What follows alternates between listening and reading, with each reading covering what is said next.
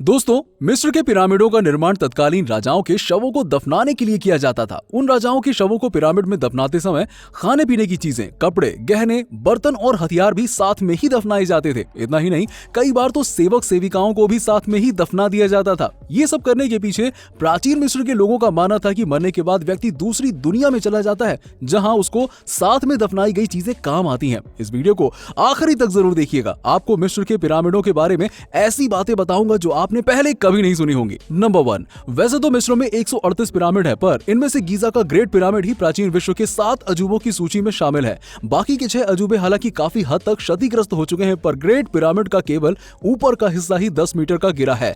इस पिरामिड के पास 2 और पिरामिड हैं जो इससे छोटे हैं। नंबर 2, गीजा का ग्रेट पिरामिड 450 फीट ऊंचा है। 4300 सालों तक ये दुनिया की सबसे ऊंची संरचना रहा है, पर 19वीं सदी में इसका ये रिकॉर्ड टूट गया। नंबर 3, गीजा के ग्रेट पिरामिड को बनाने के लिए लगभग 30 लाख मजदूरों ने 23 साल तक काम किया था। नंबर 4, गीजा की ग्रेट पिरामिड में 23 लाख चूना पत्थरों का प्रयोग किया गया है। इन टुकड़ों में से हर एक का वजन 2 से लेकर 30 टन तक का है। इस पिरामिड का आधार 13 एकड़ जमीन में फैला हुआ है। पूरे पिरामिड का वजन लगभग 550 करोड़ किलो है। नंबर 5, गीजा के ग्रेट पिरामिड को 2560 ईसा पूर्व में मिस्र के शासक खुफू द्वारा अपनी कब्र के लिए बनवाया गया था। पिरामिड बनाने में काफी समय लग जाता है, इसलिए शासक अपने शासन काल के दौरान ही इसका निर्माण शुरू करवा देते हैं, ताकि उनकी मृत्यु के पश्चात उन्हें वहां दफनाया जा सके। नंबर 6, ग्रेट पिरामिड को सिर्फ 23 सालों में बनाने को लेकर कई तरह के सवाल हैं। एक पिरामिड वैज्ञानिक ने गणना कर हिसाब लगाया कि यदि ये केवल 23 वर्षों में बना है तो कई हजार मजदूरों को साल के 365 दिनों में हर दिन 10 घंटे काम करना पड़ा होगा और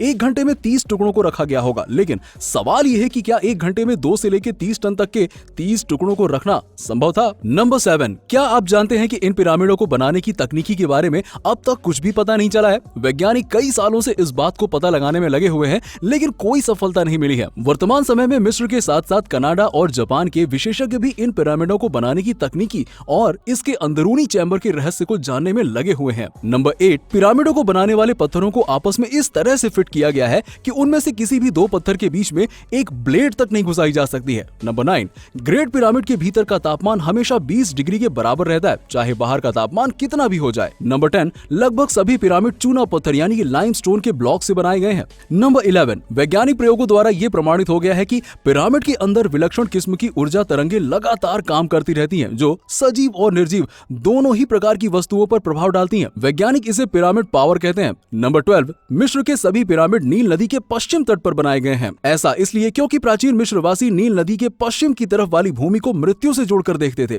नंबर 13, आज से 4000 साल पहले मिस्र के पिरामिड शीशे की तरह चमकते थे, क्योंकि इन्हें पॉलिश किए गए सफेद चूना पत्थर से कवर किया गया था। इस वजह से ये सूर्य की रोशनी को रिफ्लेक्ट कर देते थे और इजराइल की पहाड़ियों से भी दिखाई देते थे, और हो सकता है कि चांद से भी। नंबर 14, बड़े पिरामिडों में सोने चांदी जैसे बहुमूल्य चीजें होती थी, जिसकी वजह से पिरामिड की संरचना बड़ी जटिल रखी जाती थी, ताकि चोर लुटेरे उन्हें चुरा न ले जाएं। लेकिन मिस्रवासियों के इतना एहतियात बरतने के बावजूद भी लगभग सभी पिरामिड 1000 ईसा पूर्व से पहले ही लूट लिए गए। अब तक किसी भी पिरामिड में कोई भी मम्मी या उसका सामान नहीं मिला। नंबर 15, आतंकी संगठन ISIS के उदय से पहले मिस्र के पिरामिडों को देखने के लिए हर साल लगभग 1.5 करोड़ लोग आते थे, लेकिन आतंकी घटनाओं के चलते पिरामिड देखने आने वाले पर्यटकों की संख्या लगातार कम होती जा रही है। तो दोस्तों, इस वीडियो के लिए बस इतना ही। उम्मीद करता हूँ कि आपको वीडियो पसंद आया होगा, और हाँ, जाते जाते वीडियो को लाइक कर देना और चैनल को सब्सक्राइब करके बगल वाले घंटे